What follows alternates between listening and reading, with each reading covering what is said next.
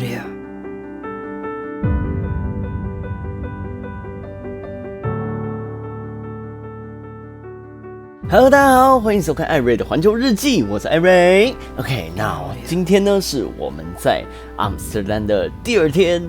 今天我们主要走访的呢是阿姆斯特丹城市的博物馆区。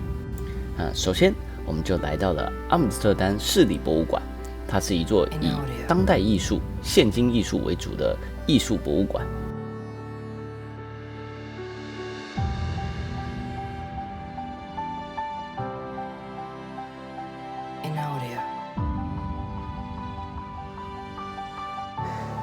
大家看这个艺术品，我把它命名为心痛的感觉。你不要乱命名啦。有没有很像一支断掉的口红？这里还有一只小只的，看着就会很心痛，女生会很心痛。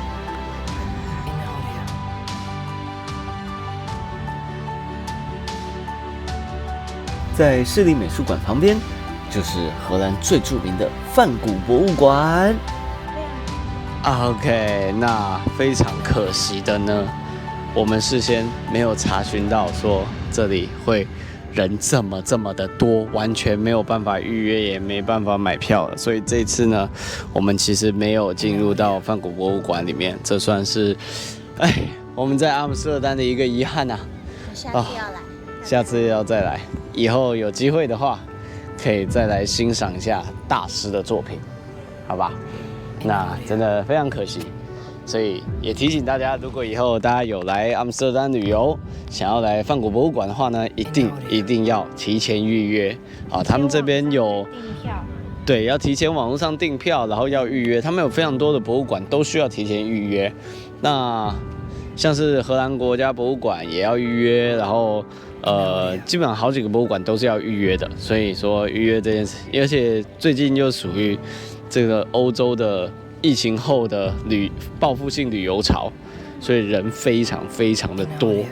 那我们就真的是非常可惜了，下次以后有机会再带大家来看。OK， 没去到梵谷博物馆真的超级可惜。接下来我们就来到了默克美术馆，这也是一座以当代艺术为主的美术馆。跟市立博物馆不同的是，默克美术馆运用更多的灯光效果，让大朋友小朋友都能更贴近艺术作品。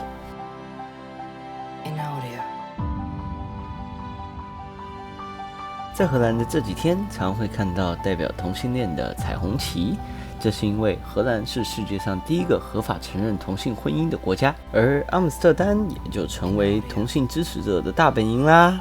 我们台湾则是亚洲第一个，也是唯一一个合法承认同性婚姻的地方哦。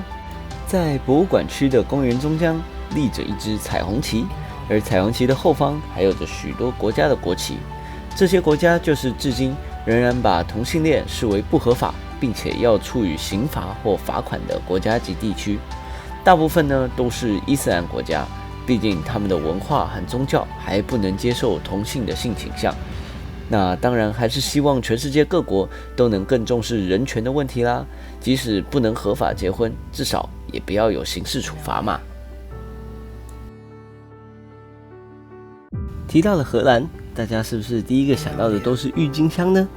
但很可惜，郁金香只有在春天的时候盛开，现在是夏季，没办法看到整片的郁金香花海。不过我们还是可以来郁金香市集走走逛逛哦。这个就是郁金香的球茎，还有好多种不同的花的颜色。但是很可惜，我们不能带回台湾，因为这是种子。价格非常的便宜，它5颗2块5，10颗3块5，真的是很便宜的。一颗3块5的话，大概10块钱台币而已。难以想象，曾经人类历史上的第一次金融海啸，就是因为郁金香而产生的。在那个时代，一颗像这样的变异色的郁金香，就可能可以买下一艘货轮、一艘游轮，甚至好几个农场之类的。真是神奇啊！上面还有一些可爱的假的郁金香。我刚才还以为这些是新鲜的，就是鲜花郁金香，结果每一朵都是假的，被欺骗感情了。因为我们现在已经过了花季，只有球茎，没有真正的花了。金的种类就非常的多。如果大家来到荷兰想要看郁金香的话呢，那是在每年的4到5月哦。还有像这种综合一袋的，更便宜一点。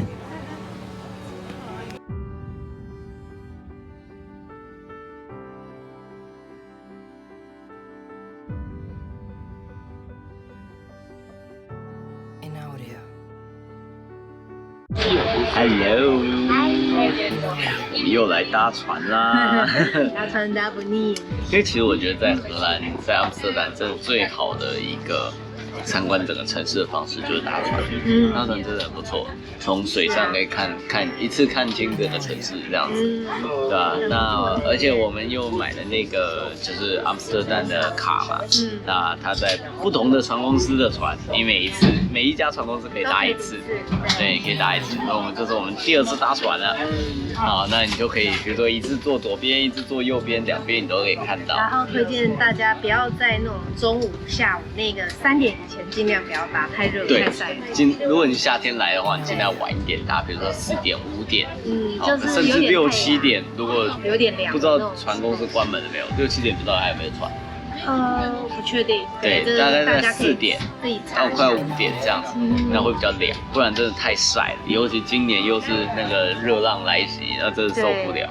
对啊，好了，那我们等一下船也要发动了，出发。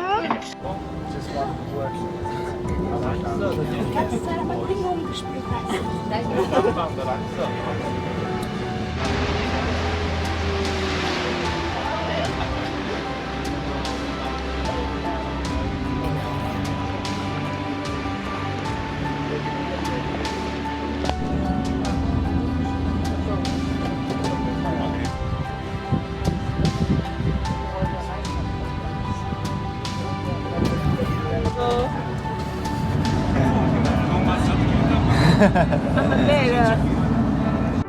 在阿姆斯特丹搭乘着运河游船穿梭在城市之中，真的是一个非常悠闲又有趣的方式。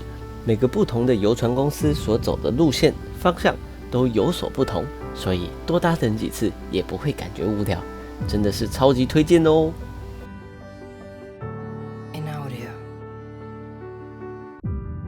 最后，我们找了一个阿姆斯特丹的制高点，希望能够欣赏到美丽的夕阳以及阿姆斯特丹的城市夜景，来结束我们这2天在阿姆斯特丹的旅行。好啦，那我们今天的影片就到这里啦，希望大家喜欢我们的影片，记得帮我们订阅、按赞、分享，然后开启小铃铛，才可以跟着我们继续冒险哦。那我们下部影片见，拜拜。